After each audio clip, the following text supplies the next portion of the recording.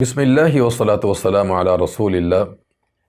بعض لوگ رمضان میں ایک بہت بڑی غلطی کر جاتے ہیں کہ اگر ان کے مال پر زکوٰۃ فرض ہو جائے، مثال کے طور پہ ان کے مال پہ زکوٰۃ رجب کے مہینے میں فرض ہو گئی یا شعبان کے مہینے میں فرض ہو رہی ہے، لیکن وہ لوگ اپنی زکوٰۃ کو لیٹ کرتے ہیں اور وہ ماہ مقدس میں ادا کرنا چاہتے ہیں، اور ان کی سوچ یہ ہوتی ہے کہ شاید رمضان میں اگر زکوٰۃ دی جائے گی تو اس کا اجر زیادہ ہوگا۔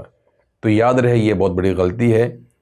زکوٰۃ کے لیے شرط یہ ہے کہ جب انسان کے مال پہ سال گزر جائے اسے اپنی زکوٰۃ نکال دینی چاہیے۔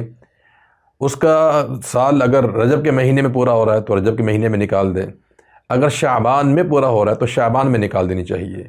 اس کے لیے رمضان کا انتظار کرنا یہ غلط ہے۔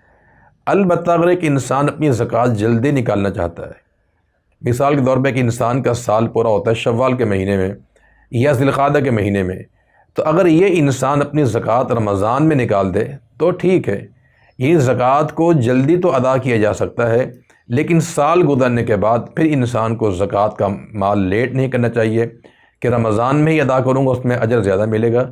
تو اس غلطی سے انسان کو اجتناب کرنا چاہیے۔ السلام علیکم ورحمۃ اللہ وبرکاتہ۔